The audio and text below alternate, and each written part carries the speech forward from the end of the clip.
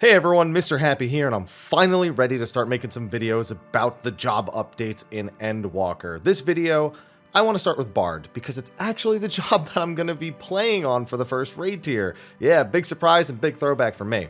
I've gotten quite some experience with it in the past few weeks, so I want to talk about some of the job's pros, its cons, and the changes that I've enjoyed, and changes that I would enjoy. Oh, and for the video here, by the way, I will be using footage from the recent normal modes for Asphodelos. I'm going to leave the extreme trials out, but either way, I figured I'd give you a little spoiler warning, so you can minimize the video, I suppose, if you just want to hear my thoughts, but you don't want to see any spoilers. So you've been warned. That's the best I can do for you really here without me just hitting a dummy for the entirety of the video.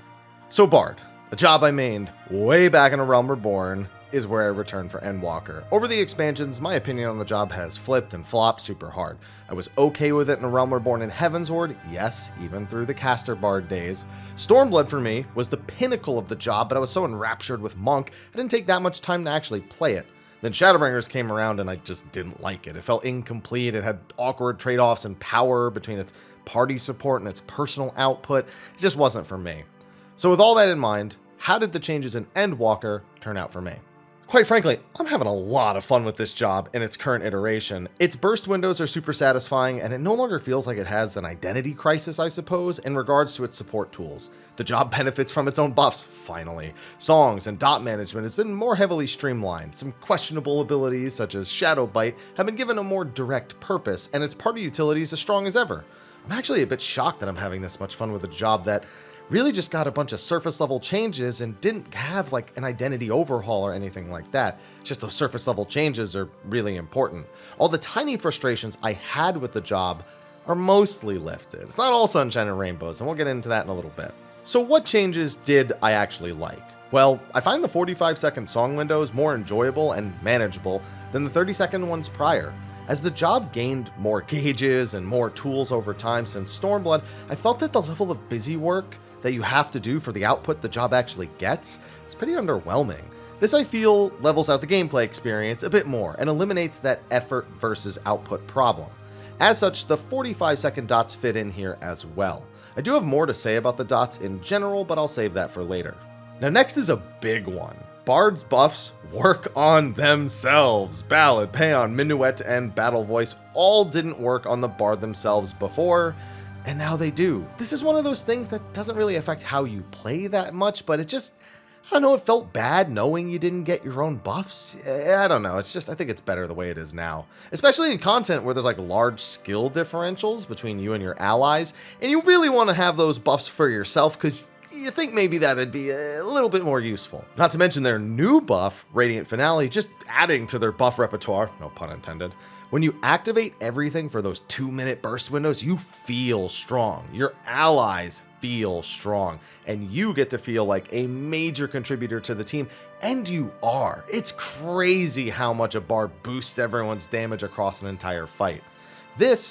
And you get to be a partial contributor all the time thanks to your song effects. And it's not just the fact that the buffs work on everyone, it's also how they're timed in the fight. Bard previously had these really awkward windows of power that you had to work a little bit extra to kind of line them up. You had Sidewinder being 60 seconds, and then you'd have Barrage being 80, and then you'd have Battle Voice being 3 minutes. It was, I don't know, it's just all over the place. Now you have Sidewinder being 60 seconds that matches all the buff windows and the way the game is designed now for both you and your allies, and the rest of your tools come up on that 2-minute mark. I actually kind of wish Raging Strikes was still 60 seconds like it was in the Mediator build. It would line up with Sidewinder, and I don't know, I think that would be pretty cool, even if they have to nerf the percentages a bit, but I don't mind it the way it is now. It all lines up and feels good. That, and not to mention, they still got Nature's Min, they have Pain for the few places where it's useful. You've got Troubadour, Silence, Mobility, you've still got stuff that's good for deep dungeons. You got 3 stacks of Bloodletter now, I went past that. And Shadowbite was made into a global cooldown proc off of their AoE weapon skill. Honestly, for me it all makes sense, and it all flows super well. That being said, like I implied earlier, I don't think everything is nailed here. One major change from the Mediator and from previous iterations was that songs no longer proc off of your dot ticks. Instead, every 3 seconds, there's an 80% chance that you'll proc the song's effect, the repertoire effect. Even if there are no targets on the screen, so long as the song is currently running, you can get a proc. Now this has the obvious advantage of allowing you to generate procs of Soul Gauge or whatever effect matches your active song during downtime, which is great. It also means that if there's phases with monsters that don't really survive that long, then you don't feel like you have to dot them just to get procs, just because that's what your job does. If you can kill them without applying dots and it'll be very quick and efficient, then you can do that now and you won't feel bad. It does, however, mean that the kit pretty much no longer has any synergy with their dot skills. They're just kinda there and you do just kinda manage them. I love dot jobs when they're done well. So this is mildly upsetting for me. It made sense when they did this to other jobs, right? They just had dots on other jobs for the sake of keeping them busy and for no other reason really. It didn't make sense for the job. But for Bard, they've always been front and center. It's never been the feeling that Bard has had. I don't want this game to be a game with no jobs that have dot synergy or an identity around them. It's one of my favorite identities actually when it comes to RPGs, MMO or otherwise. So I don't know, but it just feels like this is one expansion away from having at least one of the dots axed, if not both of them. And I'm not a fan of that, personally. Unless maybe they give us another job that is dot-centric, but after what just happened to Summoner 2, I don't know, I guess I'm not that optimistic. Personally, I'd like to see a hybrid of having a 40% automatic chance to proc repertoire when you have a song active, and a 40% chance for your dots to give you a proc. Just one proc, as opposed to the flat 80% automatically. It gives some agency to the player to maintain dots and rewards knowledge in encounters where you can maximize dot efficiency without heavily punishing you in fights with weaker opponents. With the way it's designed now, that doesn't really work. The songs every 3 seconds after application have a chance, whereas dots are based on this global tick. So they either have to line them both up or I don't know. Otherwise it might just be too chaotic. It might be too inconsistent and too difficult to plan around. But I don't know. I don't want to see the dot synergy go away. I'm sorry. Speaking of procs, Ballad saw a really weird change. So I mentioned earlier that Bloodletter got 3 stacks, a change that after the Media Tour, I championed. I said, might as well give Bloodletter 3 stacks now because we're just procking it so many times that even with 2 stacks, it just didn't feel like enough. That change to 3 stacks, I think would have worked perfectly fine to accommodate the old Ballad. However, they also made Ballad only reward half of a Bloodletter reset now, meaning you need 2 procs of repertoire to get a single Bloodletter. That's 6 seconds for 1 Bloodletter, where it used to be possible at least, to get 2 whole Bloodletters in 1 proc. This is too far in the opposite direction. You didn't need to make both of these changes, and it's made Ballad the weakest song, which is weird because that should be Payon, right? It's always been Payon. It really should be Payon. It just leads to this awkward choice where you have to end Ballad early so you can spend more time in Payon. Functionally, that's not too bad, but it does disrupt that otherwise smooth flow that I mentioned, especially if you make any errors in setting up this alignment in the first place.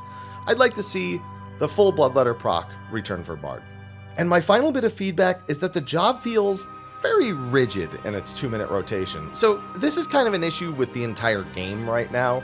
They've locked all of these burst windows into 60 seconds and 120 seconds, and so it's just not a Bard exclusive issue. Any mistake, any poorly timed death, any problem at all, and your ideal 2-minute window is pretty much gone.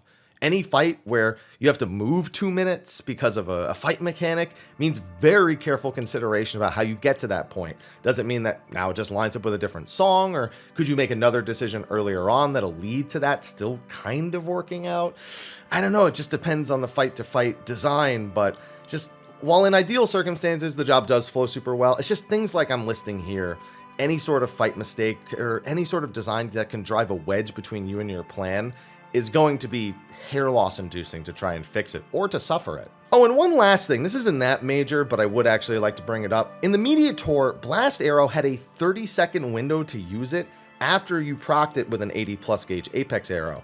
And on the live service, it's only 10 seconds. I don't know why they changed that. I'd like to just revert that change. That added flexibility to hit Blast Arrow and buffs, even if you're gauge filled at an inopportune time.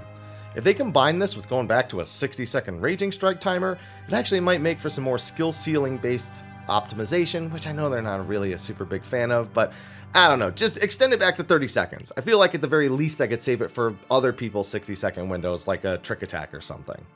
Overall though, it's crazy to be back on Bard after all these years and to be having fun. And I wasn't forced onto this for my raid team. I told them to tell me what role they wanted me to play. Range physical is what we landed on, and I was having so much fun with Bard, I just didn't see a chance or a reason for me to even attempt to do Machinist or Dancer. I'm having a good time. And so if they could fix these few things up, it's going to be really, really good for me. And I hope that by the end of the expansion, or hopefully within a balance patch or two, that everyone can enjoy Bard, at least if it's their thing. That's going to be a wrap for my thoughts on Bard in Endwalker. Of course, if they do an update to the job in 0.05 or in 0.1, we'll update this. I have a whole Versus series to do as well, so I'm sure you'll get my updated opinion on it in that as well.